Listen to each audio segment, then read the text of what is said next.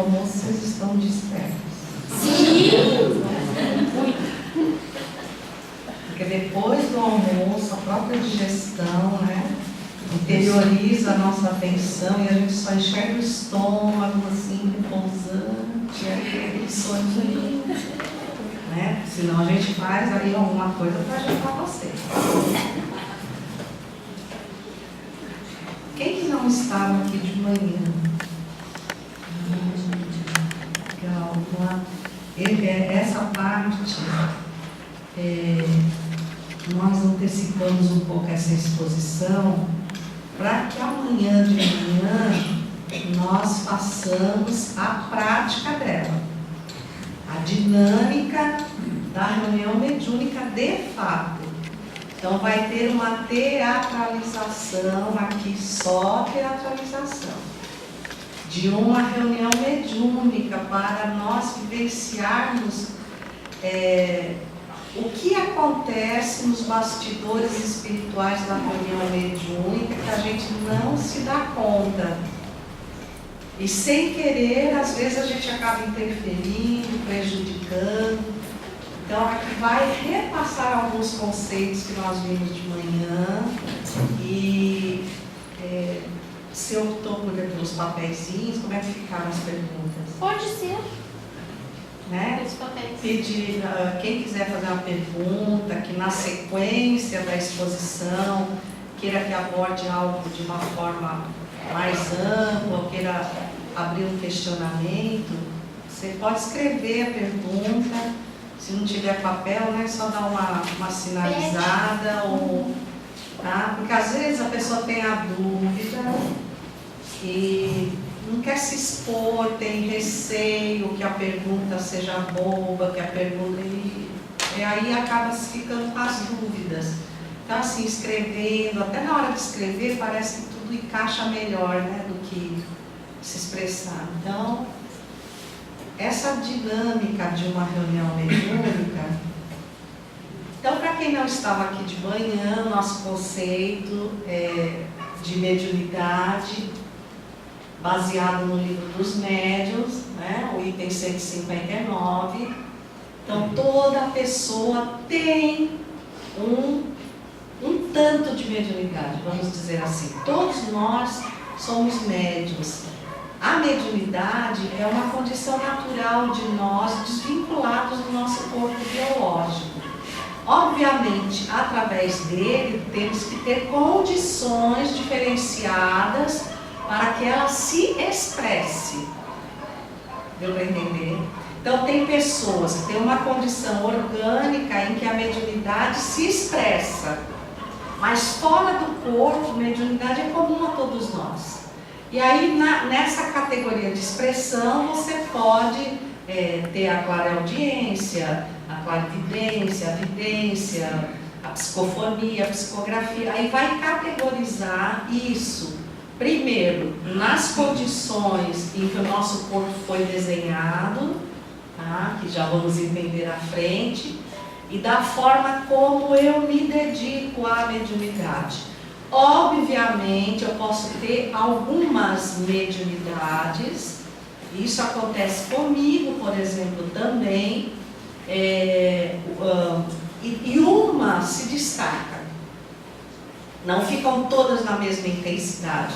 O Roberto estava falando isso comigo, né? Então, assim, não são todas na mesma intensidade. Nós temos a tendência para uma e quando a gente se dedica, aquela se expande de uma forma muito mais ampla do que as demais. Às vezes elas ficam como mais ou menos um pano de fundo para que a gente trabalhe, tá? Agora aqui vem o assunto que também abordamos de manhã, de que não podemos ter pressa. Então a pessoa chega à casa espírita, por algo que ela fala, você acredita que ela seja médium. Dizer você é médium é precoce demais. Porque existem N situações em que os sintomas se confundem com a mediunidade. E transtornos psiquiátricos, inclusive. Então a gente tem que ter muito cuidado, porque só podemos atestar a mediunidade perante a observação contínua. Porque a pessoa que está numa condição obsessiva, quando ela narra as sensações que ela tem, ela te passa a ideia de que ela é médium muito ostensiva, não basta ser só ostensiva. Mas aquilo, por uma afinidade, cria uma circunstância que parece um transe mediúnico, mas que não é. Então, quando se coloca a pessoa para o estudo doutrinário e posteriormente para o exercício da mediunidade, de repente ela não apresenta mais nada. E isso é mais comum do que a gente imagina, tá? Praticar, olha, esse é um livro que poucas pessoas abordam, do Allan Kardec. Aliás, pouco se aborda a obra de Kardec. Quando você pergunta para os espíritas quantas obras tem Kardec, ele vai falar assim, baseado no Pentateuco kardeciano. Que o Pentateuco, na realidade, é o livro dos espíritos, mais os livros que, confinados, digamos assim, dentro do livro dos espíritos, a cada parte do livro dos espíritos, causas primárias de origem à Gênese, que aliás foi o último, embora seja a primeira parte do livro dos espíritos. O livro 2, do mundo espiritual dos espíritos, deu origem ao livro dos médiuns. O 3, leis morais ao evangelho. E o 4, esperanças e consolações ao céu e inferno. Tá? E esse livro, pequenininho e poderoso, do que é o Espiritismo, de Allan Kardec, nos adverte de que nós precisamos conhecer os mecanismos básicos da mediunidade, né? Para podermos trabalhar com ela. Então, um dos mecanismos básicos é compreender, por exemplo, que mediunidade não tem botão liga-desliga. Eu não chego no centro e ligo o botão da mediunidade, vou para a reunião mediúnica, aí na saída, off. Né? Então, é uma percepção contínua, e se você passa muito mais tempo fora da casa espírita do que dentro, percebe-se que lá fora você não tem a ambiência aqui de dentro.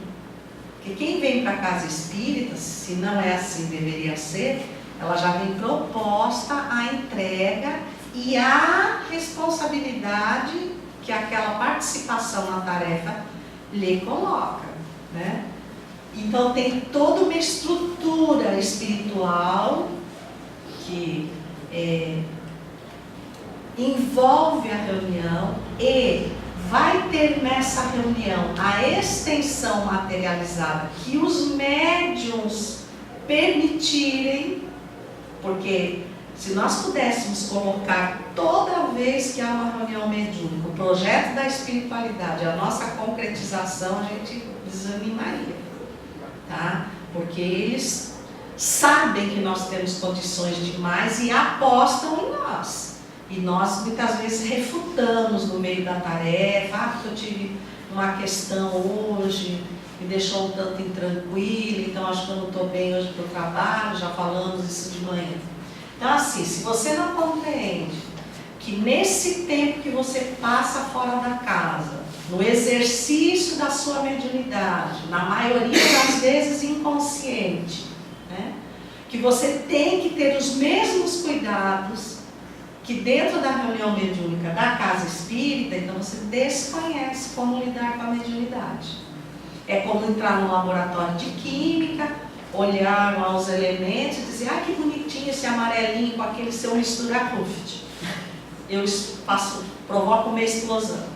Então a mediunidade é a mesma coisa, tá?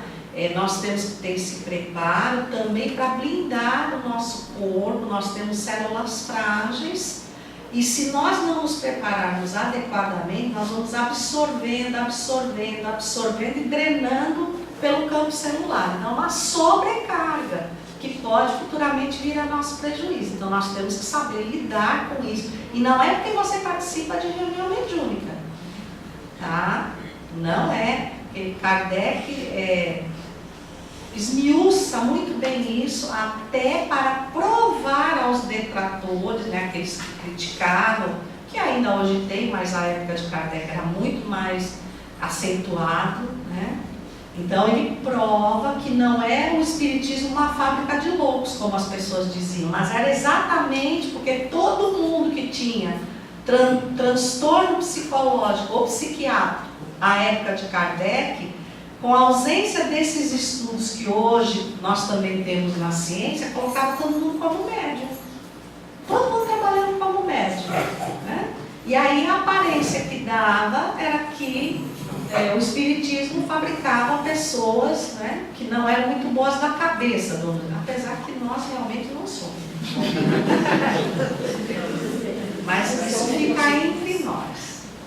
Tá? Por exemplo, eu vou falar isso aqui para vocês, que eu sei que graças a Deus aqui não tem, mas eu conto que para lá tem, né? É uma doencinha que médium costuma se contaminar, que chama melindre. Não. Então, assim, outro livro, olha, gente, outro livro da Fermes, hein? Não é que eu estou fazendo propaganda da Fermes, mas é que realmente esses livros são da Fermes. Convivência na Casa Espírita. Já estudamos. Gerry Roberto Almeida. Já estudamos. De manhã eu falei de qual foi o livro que é da Fermes, que eu esqueci o autor, Psicosfera, né? Psicosfera. Marcos Cícero Teixeira. Tá? É da Fermes também. Então, Convivência na Casa Espírita, ele tem lá uma página chamada Síndrome dos Melindres. É só por precaução, se a gente conhecer alguém que tem um problema, a gente convida para ler a página. Graças a Deus nós não temos. Né? Então, assim, a gente pode fazer uma observação, outra, que ninguém se magoa. E aí, os médiuns chegam e dizem, mas sabe por que a gente se melindra? Por causa da nossa sensibilidade. Nós somos muito sensíveis e confundem capacidade, condição mediúnica com condições morais. Né? Condições de gênio. O melindre é uma falha nossa, mas todos nos melindramos. Quem não melindra dentro da casa espírita, melindra no casamento, melindra com a família, também no espiritismo não tem isso. Todo mundo convive muito bem, né? Então essa noção básica é preciso ter. Como é que eu lido com isso? Como é que eu sei quando é mediunidade e quando não é? Conhece-te a ti mesmo, tá? Capítulo 20, Influência Moral dos Médiuns, Livro dos Médiuns, item 226. O desenvolvimento da mediunidade se processa na razão do desenvolvimento moral do médium. Né? Então, eu vou dar 2 exemplos básicos para vocês entenderem. Porte de mediunidade não tem nada a ver com a moral. Por exemplo, Chico Xavier. Querem conhecer um outro médium fantástico? Hitler. Agora, o uso que cada um deu é que fez a diferença, né? Por exemplo, se você perguntasse a Chico, Chico, o que você quer comer hoje? Ele fala assim, é tradicional comidinha brasileira, um arroz, um feijãozinho, um bifinho. Hitler era vegetariano. Então, assim, lógico, óbvio, que lá na frente, mas lá na frente, né, a própria evolução espiritual vai nos oferecer um corpo diferenciado. E a nossa condição de entendimento não vai permitir que nós ofendamos os animais. Então, a nossa alimentação vai mudar. Mas daí a dizer que ser vegetariano ou carnívoro mostra a evolução moral da pessoa. Então, Diretrizes de Segurança, o livro do Divaldo Conrado Teixeira, no item alimentação, deixa muito claro isso, tá? É um gosto, é uma opção, mas não é condizente com a evolução moral, tá? Então, nós vamos vir com um projeto de mediunidade, e quando nós estudamos nos domínios da mediunidade, mecanismos da mediunidade, Vivência mediúnica, que aliás, olha, está lá, essa parte que nós tiramos. Esses livros embasados, confiáveis, né, vai mostrar que é um projeto que antecede a nossa reencarnação, em que nós somos capacitados para o exercício da mediunidade. A ninguém é imposta a mediunidade.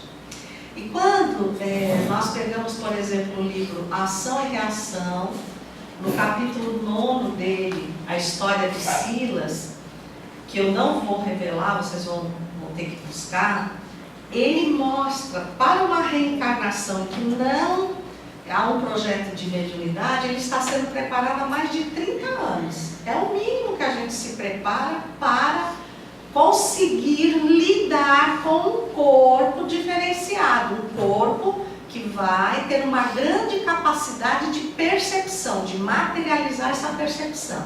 Então é imprescindível uma organização celular compatível. Aí as pessoas dizem assim, não é verdade que todo médium, o filho também vai ser médium? Não. Não necessariamente, né? Então assim, o que acontece é que essa condição, essa predisposição já da configuração cerebral, da presença de cristais de apatita, obviamente, quando se aproveita a hereditariedade, fica melhor, já está facilitado.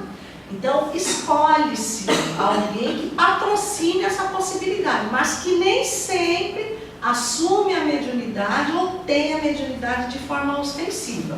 Mas a base, né, da hereditariedade, então, é aproveitada, obviamente, tá? Aí o que acontece? Quando eu tenho cristais de apatita em alta quantidade, então a minha expressão mediúnica, ela se faz mais forte, mais presente, tá? Mas isso não quer dizer que a pessoa não tenha a sensação como espírito que é, mas às vezes ela é tão sutil, porque o organismo não preparado não assimila aquela carga energética, e nós damos muita atenção ao que sentimos na pele. Prestem atenção nisso. Então, se me impressiona a carne, aquilo me chama a atenção. Mas se de repente ela vem sutil, como uma infiltração espiritual, uma sugestão, eu acho que aquilo é meu. É algo que está dentro de mim e que de repente veio à luz. Eu tive um insight, mas do que é meu mesmo. E aí eu não passo a perceber que estou sob uma influência espiritual. É tão interessante, nós fizemos, há uns 4 anos atrás,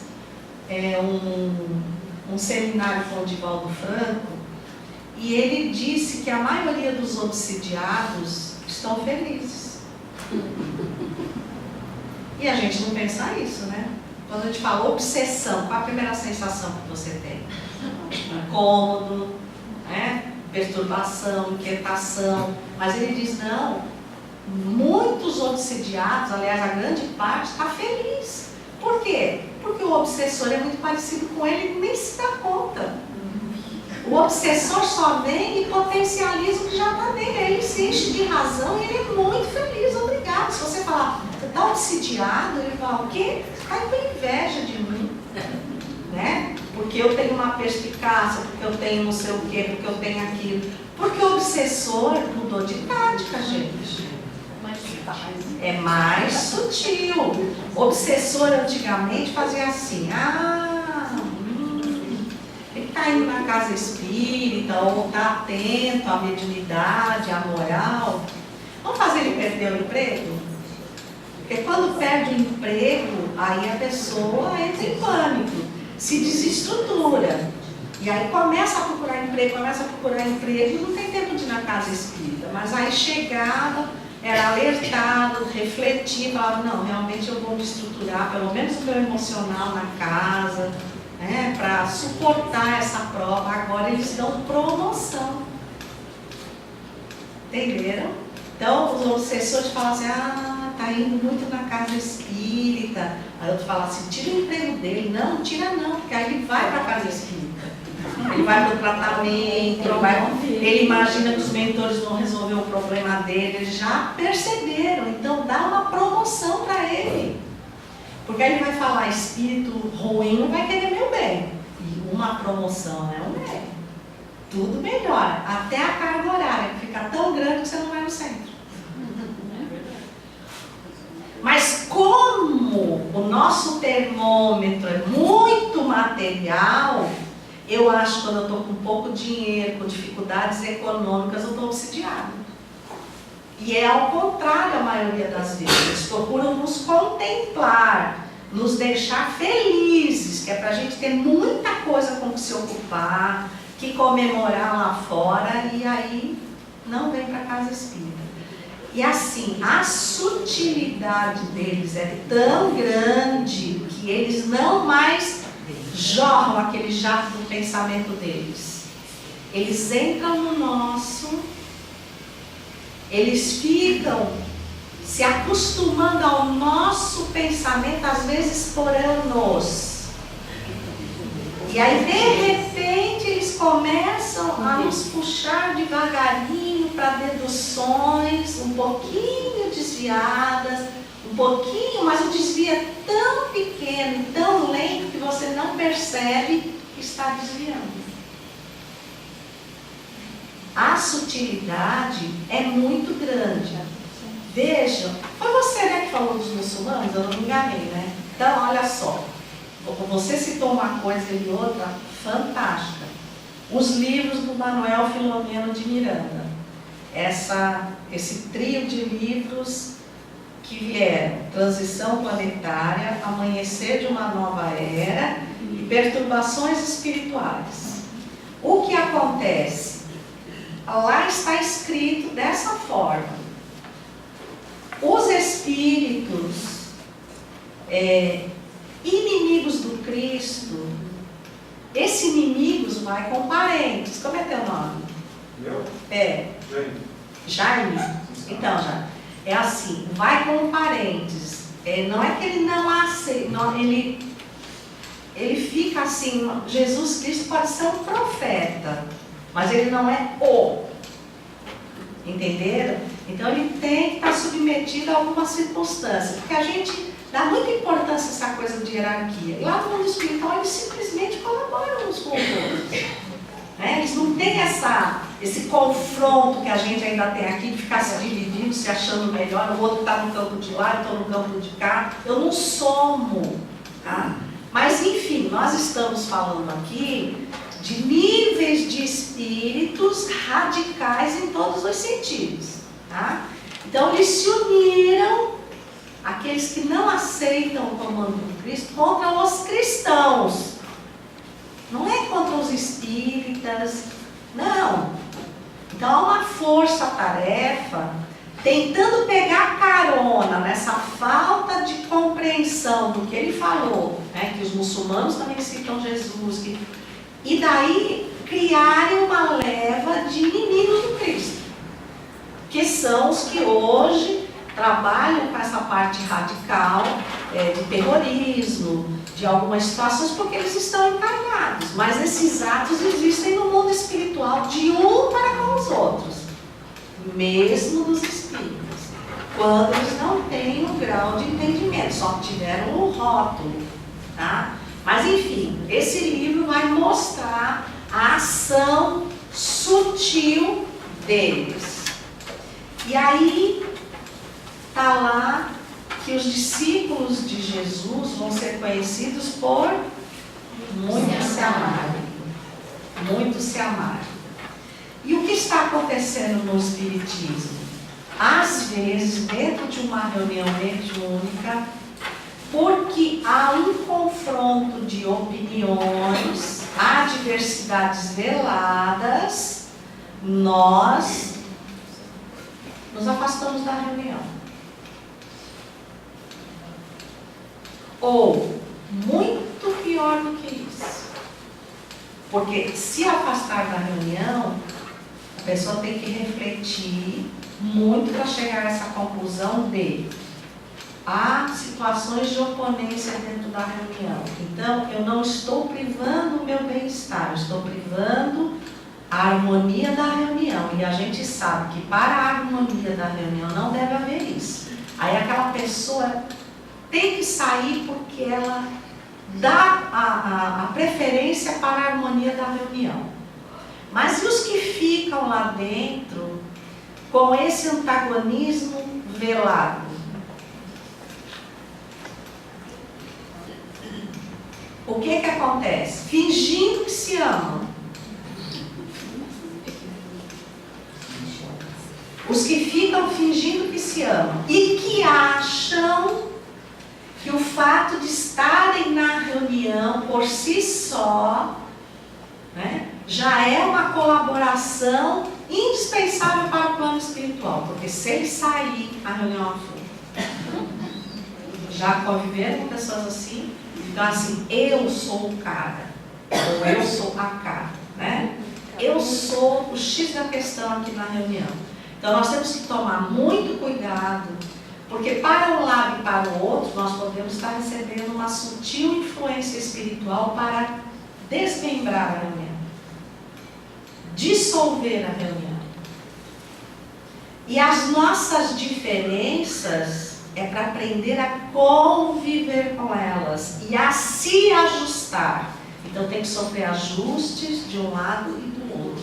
E para que esses ajustes aconteçam, a gente ficar esperando virar espírito bom,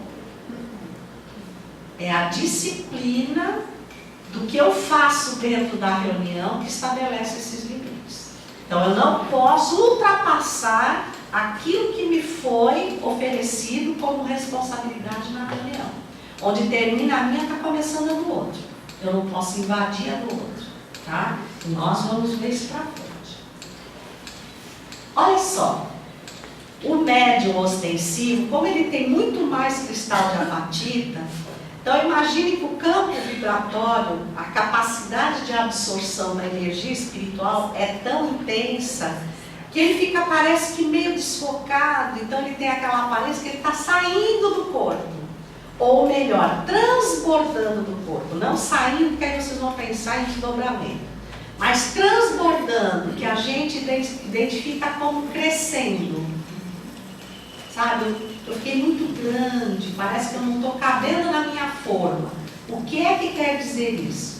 O meu campo vibratório, ele ultrapassa os limites do perispírito quase para abraçar o espírito comunicante. Então há uma interpenetração da aura ou da psicosfera, como também define o Cícero, e há uma conexão ao espírito comunicante que cria tal potência no fenômeno que eu não tenho dúvida. Eu não tenho dúvida, aquilo é maior do que eu. Porém, há uma mediunidade discreta ou velada que o projeto Manuel Filomeno de Miranda destaca, que é uma coisa tão sutil que eu pergunto, é meu ou não é meu? Porque não é nada assim, não tem essa expansão perispiritual, porque há cristais de apatita, mas numa quantidade menor, né? E aí, olha lá, o pensamento incidente, quer dizer, do espírito, se mistura com o meu. E aí fica mais difícil para mim saber onde começa, onde termina o eu, onde começa, onde termina o fenômeno. Tá? Mas olhem isso. Esse é o campo de sintonia, não sou eu que estou falando, de novo, do anjo guardião. Sabe por quê? Eu vou dizer mais para vocês, tá? A tendência é a mediunidade sair dessa condição, porque quanto mais material o corpo, mais eu tenho essa sensação do crescimento. Tá? Não é porque esse médium aqui seja um espírito mais evoluído. Não é. E não é porque esse médium aqui seja um espírito mais capacitado, um médium mais capacitado. Mas é um teste que o mundo espiritual nos patrocina para que nós aprendamos Aprendamos que, olha, eu não vou fazer isso porque os espíritos mandaram. Vocês já viram casa espírita que só cria tarefa, encerra a tarefa, põe médium, tira médium, porque o mentor mandou? Porque aí fica fácil não ter que assumir a responsabilidade das decisões que tem que ser dos dirigentes, né?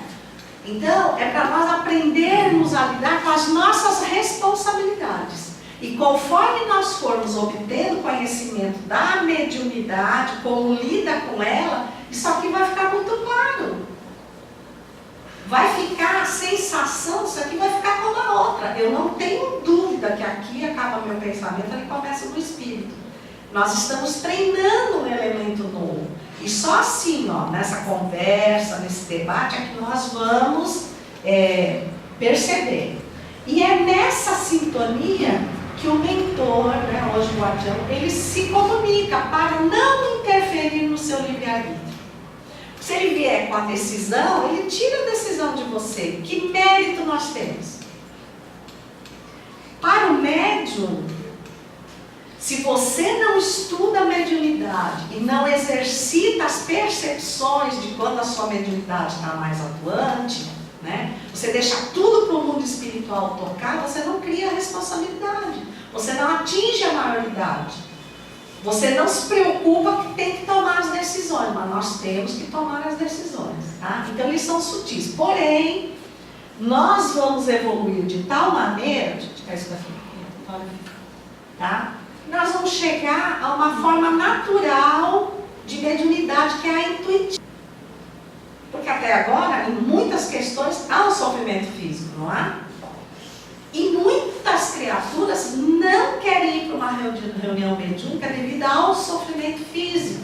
Mas se eu tenho um excesso de sofrimento físico, ele não é normal, ele está sendo potencializado. Então eu tenho que buscar ajuda. O que é meu e precisa ser trabalhado? Às vezes eu passei muitas adversidades na vida e não consegui, penso que resolvi e não resolvi. Aquilo está dentro de mim, é um sofrimento íntimo muito grande. Aí chega um espírito parecido com aquilo que eu tenho, aquilo sobrecarrega, dobra e eu culpo a mediunidade. Mas aí está dividido a parte que eu preciso tratar de mim para ter essa percepção sem esse sofrimento. Deu para vocês entenderem? Tá? Então, elas amanhã, a mediunidade vai ser tão natural, vai ser o nosso sexto sentido, que não nos provocará sofrimento físico. Mesmo. A gente não se espanta de ver, não se espanta de ouvir, de sentir o gosto, né? De sentir o odor, de tocar, mas a gente se espanta de perceber o que não pertence à nossa dimensão. Mas é um sentido a mais, só isso. Que o corpo devagarinho está assimilando. Olha, na década de 90, o mesmo Michael Persinger, que hoje está pesquisando mediunidade, olha que interessante, gente. Ele é neuropsiquiatra canadense, mas está radicado nos Estados Unidos. E um homem com um nome muito estranho, porque ele é indiano, ele é neuropsicólogo, chamado Vilayanur Ramachandran. Nome básico, pode até colocar no filho, no neto, né? Não, eles eram responsáveis por um programa de um hospital que acompanhava pacientes com tumores cerebrais. Uns malignos, outros não, uns com suspeita e não tinham tumor. Mas basicamente eles faziam um acompanhamento, né? E aí eles começaram a perceber algumas situações que os despertou para uma pesquisa. Eles fizeram uma década de pesquisa juntos. Imagine quantos pacientes passaram pelas mãos deles, né? E eles perceberam, quando o paciente passava pela neuroimagem, né, tomografia computadorizada, aquele que hoje é SPET-CAM, né, que a gente chama, PET-SCAN, desculpa, a ressonância magnética, eles recebiam, quem era para ser diagnosticado ou avaliar se existia um tumor, recebia uma dose de glicose. Por quê? Porque todo tumor, as células são famintas. elas vão comendo o que encontram pela frente, né? Vão destruindo o campo saudável do corpo e se multiplicam muito rapidamente. Então, quando você joga açúcar, imediatamente elas puxam o açúcar. E aí criam um metabolismo, né? Um funcionamento cerebral acelerado, que envia uma cor, é transferido para a imagem com uma cor, que mostra a ação. Então, assim, teoricamente, onde estaria o tumor teria que apresentar a maior função cerebral. Mas eles começaram a perceber que, principalmente em quem tinha os tumores, não todos, mas que, nos que tinham os tumores, apareceu um grupo que, mesmo os tumores puxando a glicose, eles tinham um metabolismo muito maior aqui, ó, no neocórtex frontal. Onde os hindus dizem que nós temos o terceiro olho, onde se pontua o chakras frontal, né? E era uma ação muito forte que jorrava sobre o tumor, né? Como se o apaziguasse, mas de um tom que eles nunca tinham visto. Ficava num tom diferenciado. E aí eles começaram a ver o que tinham aquelas pessoas em comum, né? Sabe o que elas tinham em comum? Elas exerciam a religiosidade. O tumor foi um despertador para que elas passassem a tentar mudar a sua conduta. E quando elas oravam conscientes de que elas não estavam chamando o ser maior, porque não eram todas espíritas, né? nem cristãs. Então elas estavam chamando algo maior para as ajudar, não para resolver o problema delas. Isso é a religiosidade. E aí eles falaram, agora, o que a gente vai dar o nome de que a isso? Como é que nós vamos explicar para a ciência isso? Mas, como Kardec observa através da ciência e chama de universalidade dos ensinos dos espíritos, que nada mais é que espíritos que pontuam aqui, lá e acolá, trazendo as mesmas definições, o que dá embasamento a elas, em médiuns que nunca se viram, nunca se comunicaram. Dana Zohar, na Universidade de Oxford, na Inglaterra, fez a mesma observação e foi mais arriscada, né? Ela disse, não, o que está aqui, que conecta todo mundo a Deus, é o correspondente biológico da divindade, trocando em miúdos, né? Essas pessoas já encontraram um caminho de conexão, já criaram esse hábito que ele já se materializou. Então é como se a oração delas fosse e o efeito se realizasse imediatamente, dando ânimo. Aí ela deu o nome de ponto de Deus. E foi a partir daí que surgiu a inteligência espiritual. Os livros, Dana Zohar foi a que primeiro abordou a inteligência espiritual, né? Mostrando que nós não andamos deserdados. Se nós quisermos, a gente interioriza, conecta, mas se compromete. Então essas pessoas eram comprometidas a fazerem algo de bom, algo melhor na sua vida todos os dias. Mas que nós temos essa possibilidade, temos. E ela vai mais longe dizendo, não há mais condição de se negar que somos seres divinos. Não há mais condição de dizer que não temos, que estamos aí, né, jogados, que não há uma conexão de Deus conosco e que estamos com a nau matroca, como diz, né, jogada para o naufrágio. Eu preciso usar, eu preciso aprender a utilizar, né? Então, ó, tá aqui. É esse campo de ação. A mediunidade natural é aquela que a pessoa nasce, ela já tem as sensações mediúnicas de uma forma, como fala, natural, né? Eu vou citar a mim que, quando eu era pequena, ver espíritos para mim era tão natural que eu achava que todo mundo via.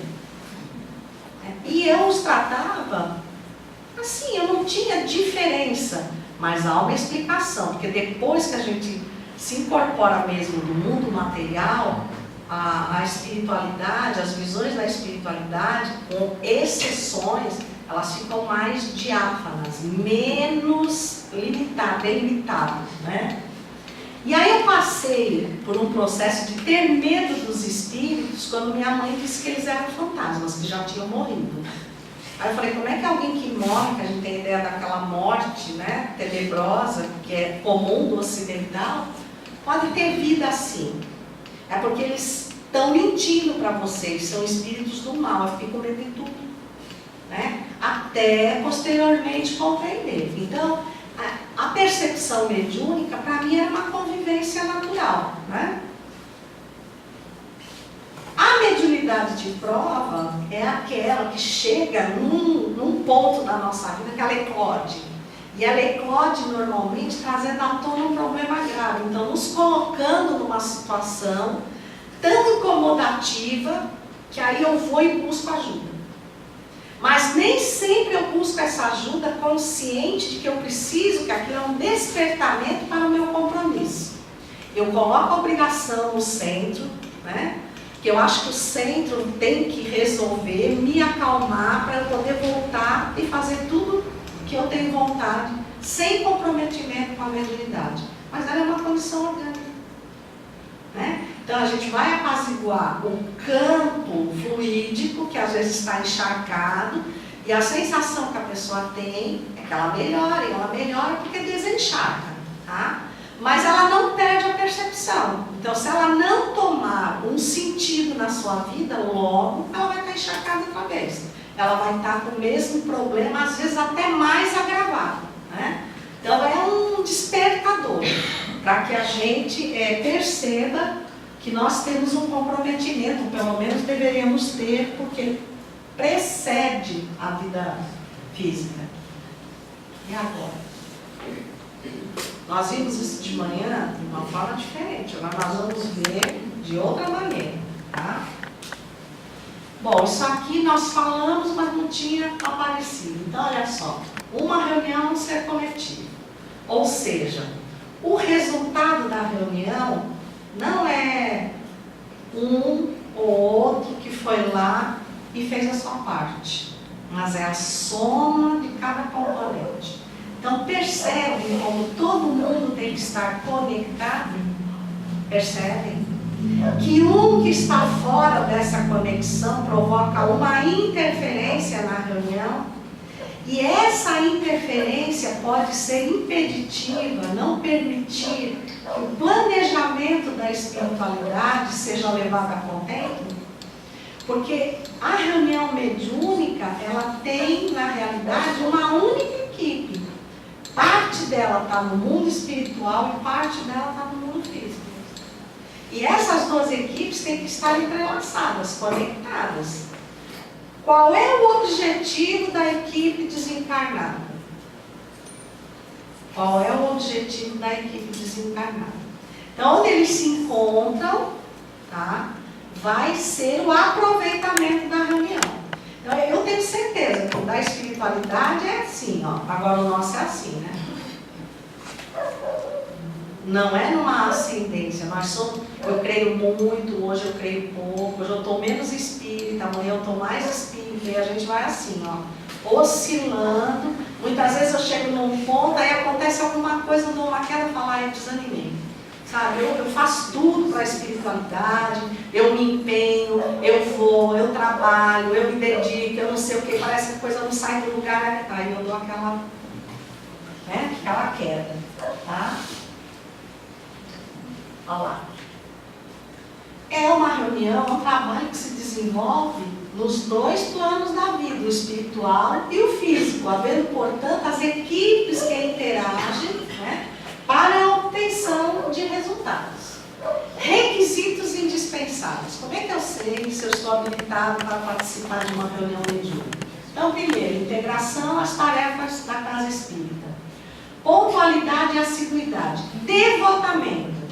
Devotamento quer dizer entrega. Portanto, aqui começa uma grande responsabilidade da casa espírita conscientizar o candidato à mediunidade de que não é que nem encontro para chá fraterno, só de vez em quando.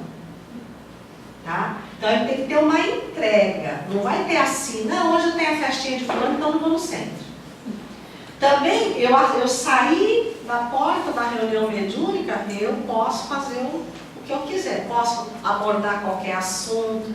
Porque tem gente que sai da reunião mediúnica, quando não, antes de entrar na reunião mediúnica, aborda todo tipo de assuntos. E o nosso pensamento, ele contamina o ambiente, ou ele colabora com o ambiente. Fato é que pensamento para o mundo espiritual é matéria. Aí chegam os espíritos, já leram os nossos pensamentos, mas o nosso comportamento agora é outro. Eu soltei uma bomba aqui e depois eu tenho um comportamento santo. Aí ele chega de novo, você é hipócrita, não é? Porque na realidade você não é esse aí, que está falando manso, que está dando lição de moral no espírito. Você é aquele que estava lá fora, ou antes ou depois. Você é aquele, você age daquela forma, você fala daquela forma. Agora aqui dentro, o Divaldo, ele tinha um seminário, eu falo tinha, porque gente, era em fita cassete. E aí a mansão, depois veio o CD, DVD, CD, agora quase nem tem isso, é no pendrive, é mídia, E aí não foi passado. Eu ainda tenho CD, tem aquelas pessoas que passam de videocassete, da fita VHS, e aí, fita VHS, e aí eu passei, então eu ainda tenho. E aí o Divaldo conta que certa feita ele veio fazer uma jornada espírita em Apucarana, no Paraná. E aí ele chegou na casa e o dirigente que o convidara já fazia mais de um ano deixou alguém encarregado de receber o Divaldo, porque naquele momento ele estava ocupado fazendo cromoterapia. Então, enquanto o Divaldo, aí o Divaldo falou assim, Bruna, espera aí, eu venho dar uma palestra. Ele não vai dar, nem ele, nem um monte de gente. Porque eles vão para a cromoterapia. A sua função é distrair o público enquanto ele faz a cromoterapia. Então a pessoa não tem noção da extensão da tarefa. Bom, o Divaldo fez a palestra, não conheceu o dirigente naquele dia, foi conhecer no dia seguinte, quando ele convida o Divaldo para conhecer algumas tarefas do centro, que ia ter a mediúnica, ele convida o Divaldo para assistir a reunião mediúnica, E o Divaldo vai. Mas antes, eles tinham feito um projeto de construir a sala mediúnica lá no fundo do quintal. Por quê? Porque pegado à sala mediúnica tinha um depósito de espíritos engarrafados. Gente, espírito que que aquele era doutrinador, não conseguia convencer, ele mandava engarrafar. E aí, tinha garrafas mesmo. Aí o Divaldo falou assim, e eles ficam aí por quanto tempo? Aí ele falou assim, um dia eu tenho a intuição de que eles estão modelados, vou lá e solto-os no infinito. Gente, aí esse mesmo dirigente começou a conduzir a reunião mediúnica com lição de moral para os espíritos. Ele não estava lá prestando um serviço de ouvi-los e assimilar. Não, ele estava ali para impor a ordem que ele queria dar. Então, se o espírito não caminhava pelo caminho dele, ele mandava jogar sal em cima. Só faltava mandar acender as fogueiras da Inquisição. Só que ele topou com o espírito que disse, você não venha me dar lição de moral. Porque você não é nada do que você quer mostrar aqui dentro. Você não é essa pessoa pura, límpida, que tem a condição moral de dizer para alguém o que fazer. Eu conheço seus casos extraconjugais. O doutrinador deu uma gravata no médium. Já imaginou? E era um nome fortinho, sabe? E aí foi apertando o pescoço do médium e o espírito continuava falando até que o médium sem respiração para salvar a própria vida, disse ele já saiu. Porque era a certeza que ele tinha que o espírito não ia falar mais nada dele. Mas uma jovem, uma mulher que estava do outro lado da mesa, deu continuidade à comunicação. E pegou ela com o cabelo e tudo, jogou para fora da sala. Tá lá, quem quiser assistir, né? Então veja a falta de informação do que é um dialogador dentro da sala da reunião mediúnica. Tá? Vejam a gravidade. Então cada um tem a sua função. Qual é a função do dialogador, né? Então essa entrega, tá, é também um estudo. Eu preciso me esclarecer quanto à minha função dentro da reunião mediúnica, para não sair numa condição de prejudicar a reunião, achar que eu estou colaborando, mas na realidade conturbando a reunião.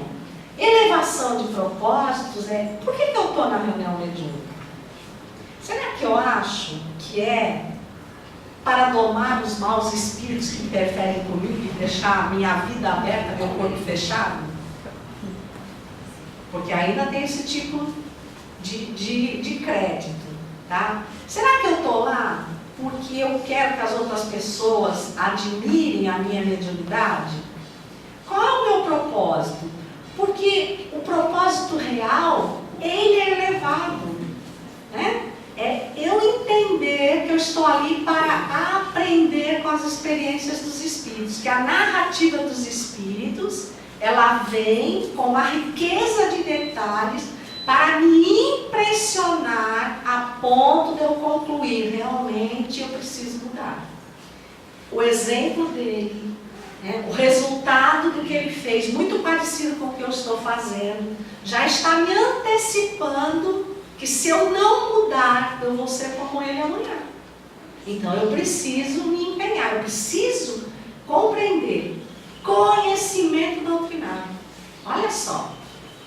Mas eu já nasci médium, né? Eu já sou assim.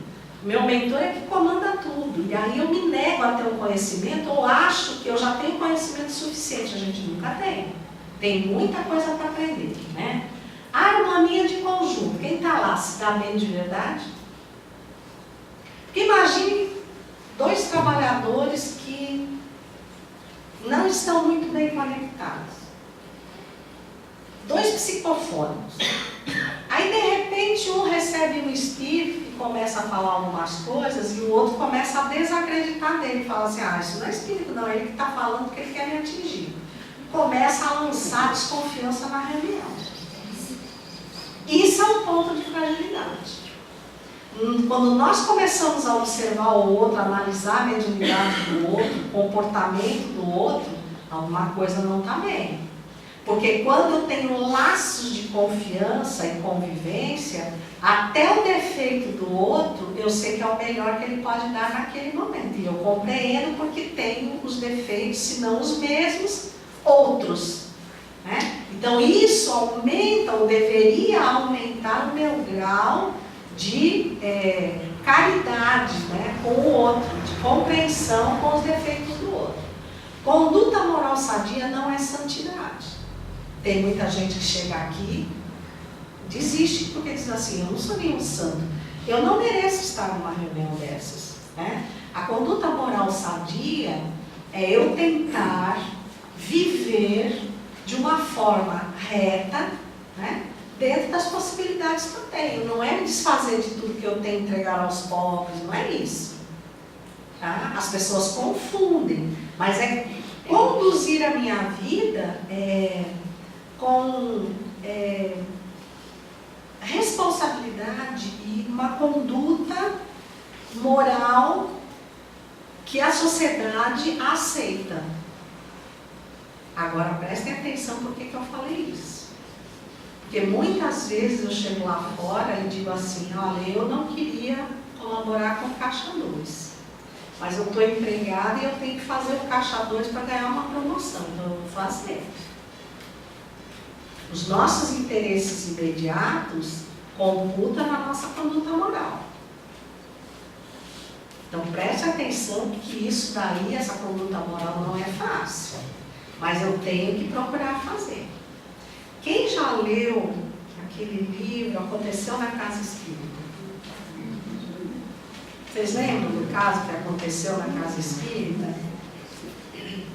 De um envolvimento emocional, sentimental, com uma trabalhadora, no entanto ele era um homem casado. Gente, isso está acontecendo muito. Isso está acontecendo muito. Por conta do quê? Por conta do que no livro Renúncia, Alcione é advertida pelo seu mentor espiritual.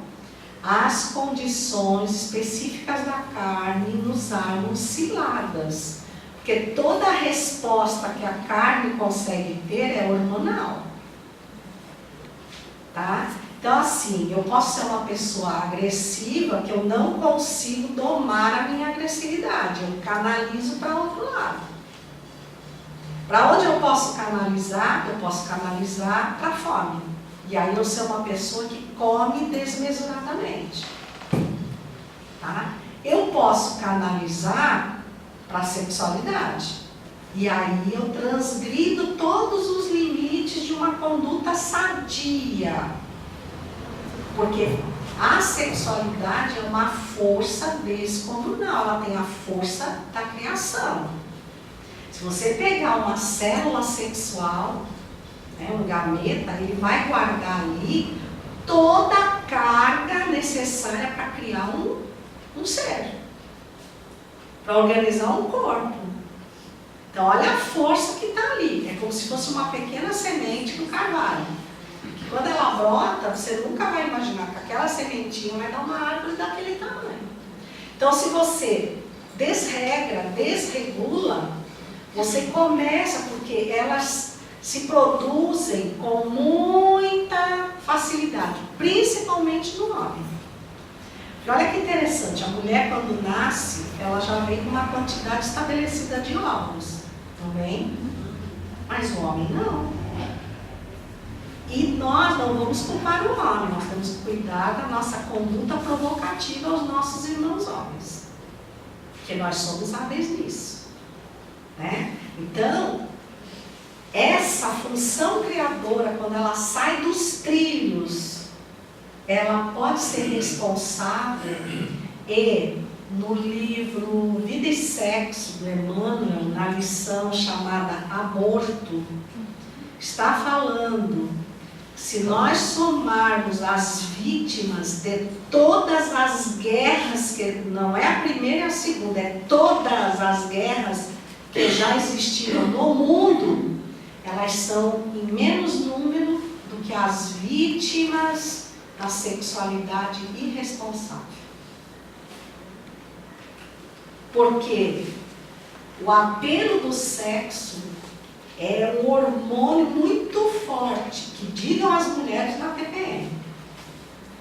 Então ela apaga momentaneamente a nossa razão.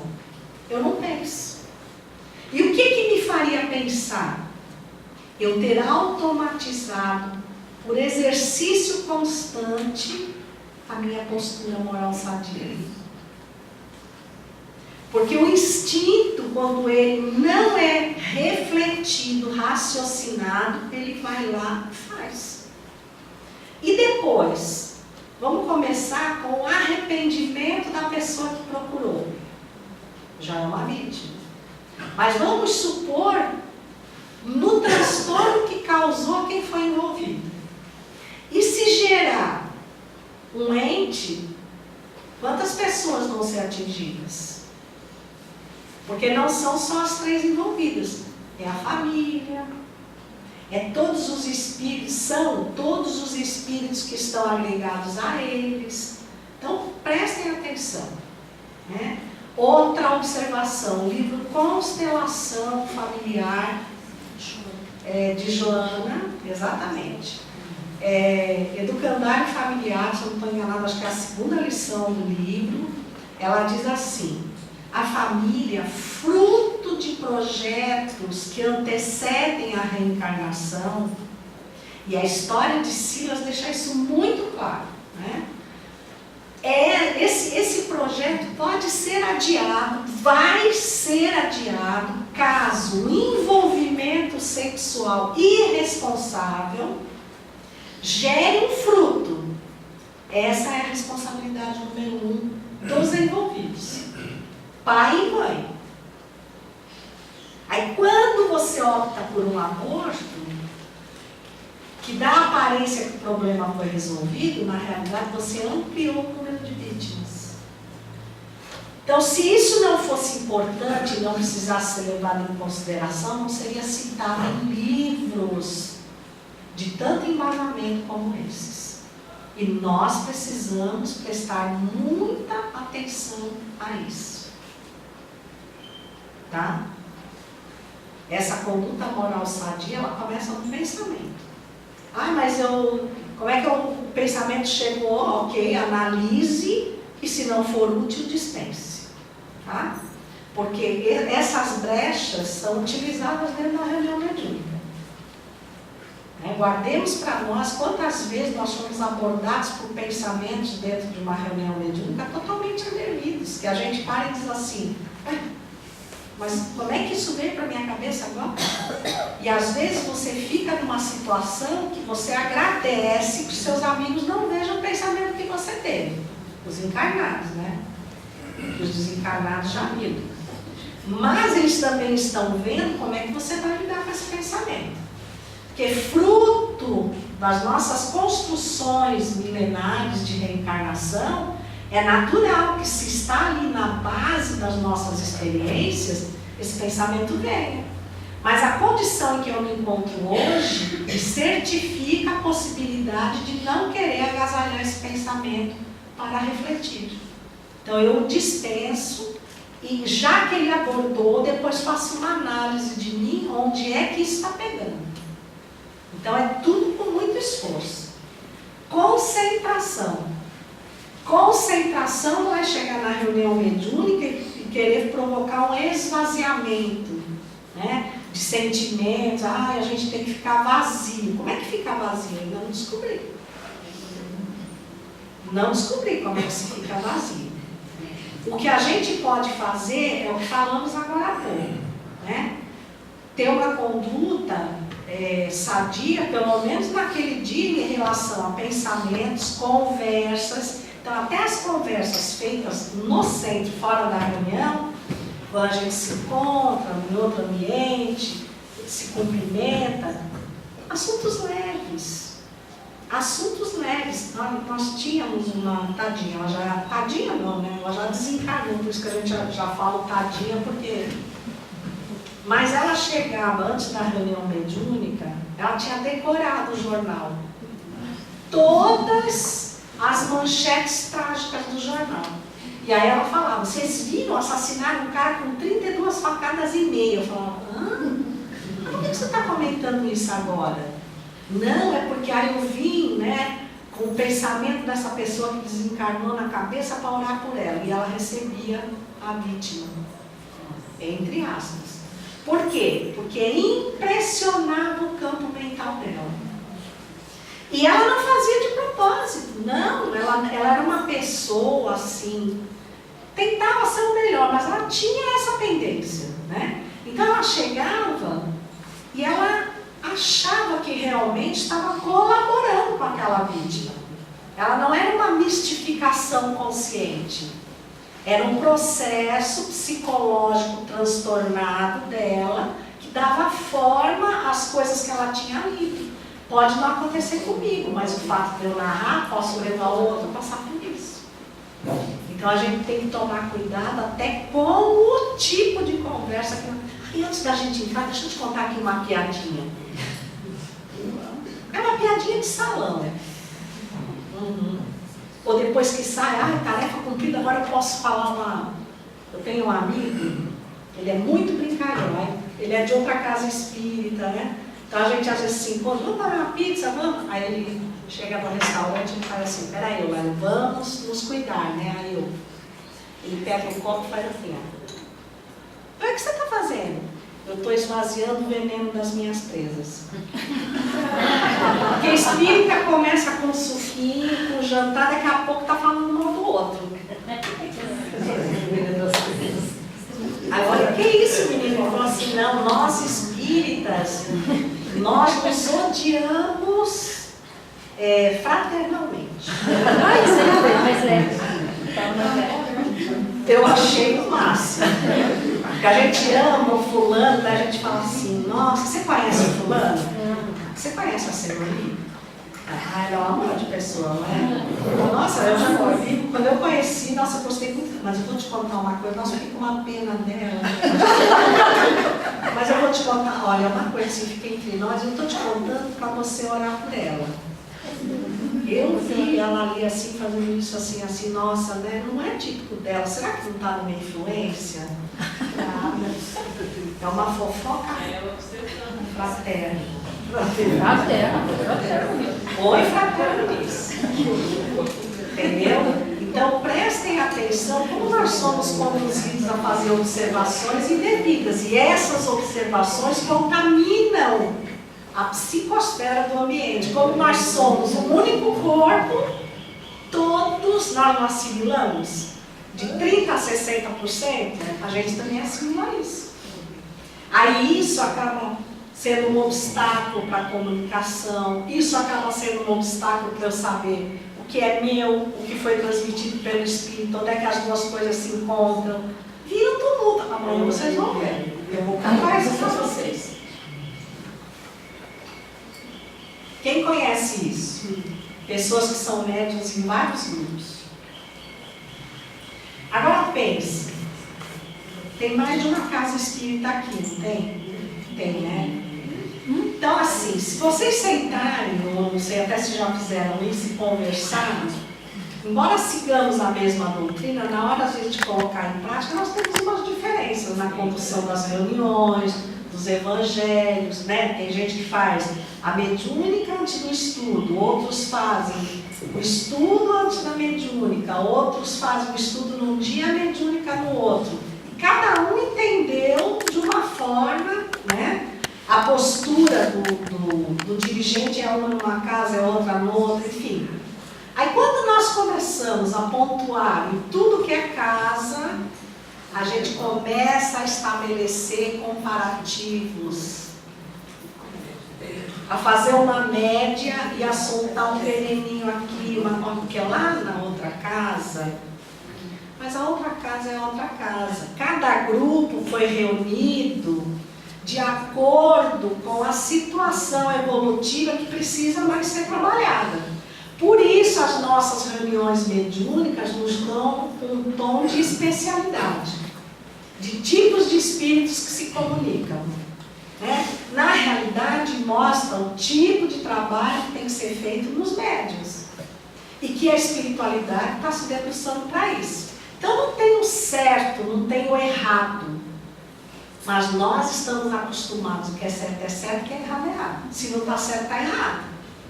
Se não está errado, está certo. Não tem uma gama de observação, de entendimento. Então a gente começa a seguir um, a seguir outro e acaba se perdendo no meio disso tudo. E outra coisa, às vezes você causa impedimentos. Porque de repente surge uma situação em que as duas casas ou as três precisam de você no mesmo tempo. E aí, como é que fica? Se uma já dá trabalho para a gente ser direitinho, né? 3,5 para dar trabalho. Então, olha, pontualidade e assiduidade são as únicas normas formais que um dirigente, que um responsável por uma tarefa pode usar para embasar o porquê de tal pessoa estar em uma reunião ou não. Porque nós não podemos medir conhecimento. Nós não temos o psicoscópio que eles têm no mundo espiritual para medir mediunidade. Olha, eu vou contar esse fato, porque como fica bem longe, eu não vou dizer onde fica, então eu só vou narrar o fato por si. Eu fui uma vez fazer uma palestra numa casa, pensa numa casa imensa. Eles têm 670 médiums.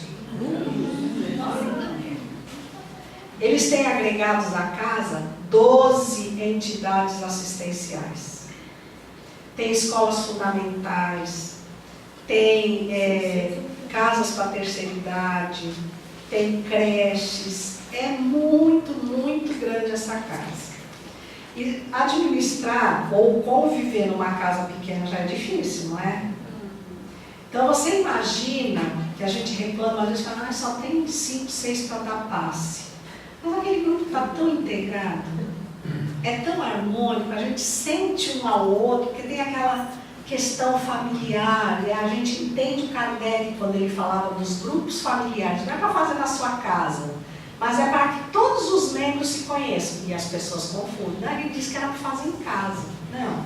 Ele disse que deveriam ser grupos pequenos como famílias. Porque até com menos fica melhor lidar com as divergências, com o jeito de ser, com enfim.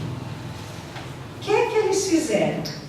Eles instituíram na casa, gente, a casa de vocês, acho que metade do tamanho, eles usaram para instalar um software, acho que isso eu não estou enganando, chamado Wild Divine. Eles importam dos Estados Unidos, é um programa. Ele vem com uns fios, com sensores que pegam 2 dedos centrais da sua mão. Segundo diz o jogo, um sensor pega as suas ondas cerebrais e o outro batimento cardíaco.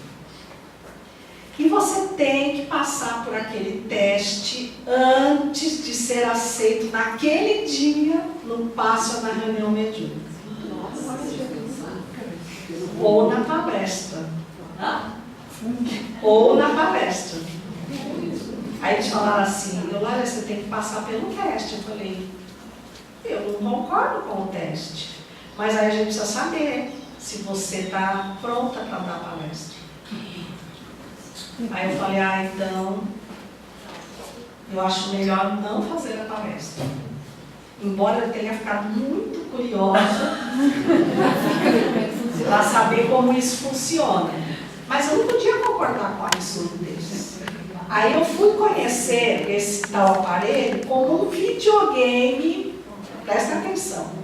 No ano passado eu fui convidada para fazer uma conferência em Atlanta, nos Estados Unidos. E o casal que me recebeu, os netos têm o Wild Divine como Juninho. Aí eu falei, agora eu vou conhecer o danado. Então prestem atenção.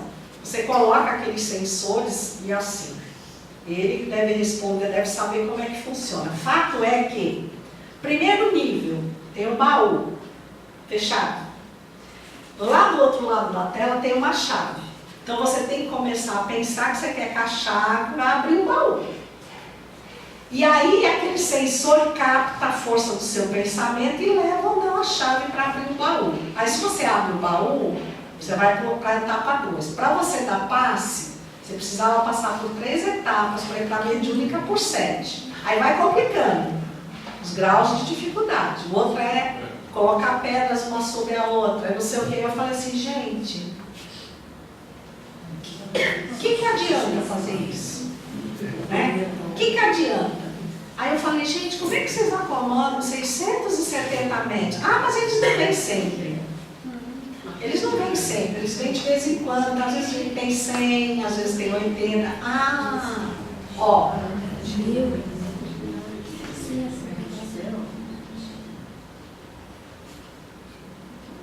Entenderam? Como é que você vai avaliar? Como é que faz isso? É história, nós não temos um psicoscópio. Que avaliação é aquela do jogo? Mas se ela for verdadeira, você colocar um Hitler lá, ele ia abrir todos os baús, sabe? Colocar todas as... Porque ele tinha uma força de pensamento, mas era para o mal. E aí você diz que aquela criatura está capacitada para um passo, uma reunião mediúnica? Então não tem como a gente avaliar, é uma questão de fórum íntimo. Até porque nós não somos convidados a participar por sermos perfeitos. Nós somos convidados porque queremos nos melhorar. é consciente, eu quero me melhorar, então eu vou seguir esse roteiro. Porque a gente está sempre sob um roteiro, aceitando ou não, a gente está sempre.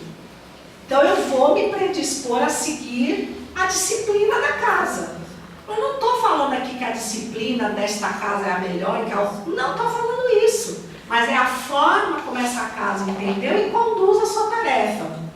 Eu tenho opção de ir para qualquer lugar. Mas eu não posso extrapolar na disciplina do lugar onde eu estou. Né? A gente tem que obedecer uma disciplina porque no íntimo, nosso objetivo é nos melhorarmos intimamente. Se cada um vai fazer isso, é por conta de cada um, a casa dá o melhor. Né? Então, só esses daí que dá mesmo para avaliar. Para eu estabelecer essa concentração, eu preciso criar uma sintonia.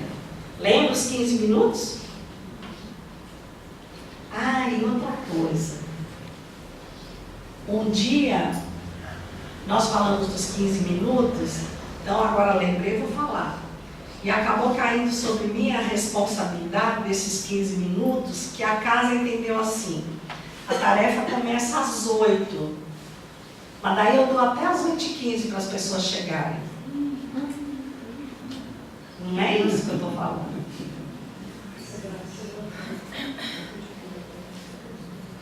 Eu estou dizendo assim, se a tarefa começa às 8, procure chegar até 15 para as 8. Olha, é antes. Né?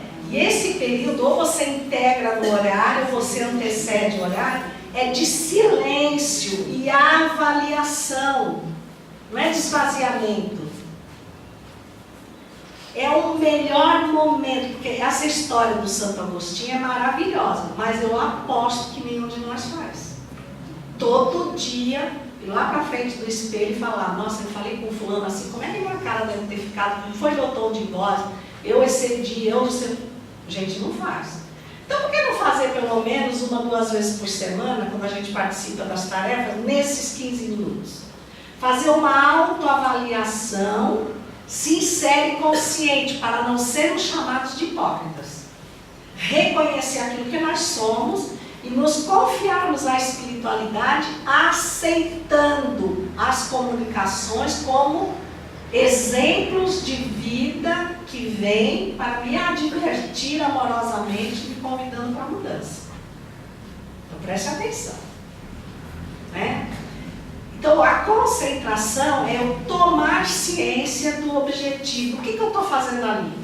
Qual é a minha função ali? Qual é meu objetivo ali? Eu estou preparada para ele? Silenciar numa prece, fazer uma leitura, ter alguém que chegue e faça breves leituras, até que todos cheguem, tá? Se sentem e aquela leitura vai sendo feita em trechos pequenos para as pessoas se aquietarem. A partir do momento que eu entrei na sala, é como se eu estivesse entrando no mundo espiritual. Eu fui convidado para conhecer Jesus pessoalmente. Como é que eu chego diante de Jesus? Jesus, e aí, tudo legal? Pô, Jesus, você viu o que aconteceu lá na minha rua hoje? Teve um assalto, você... É assim? Eu chego com respeito. Eu entro e sinto a sala, porque ela é diferente. Agradeço e reconheço as presenças espirituais. Começo com a minha voz.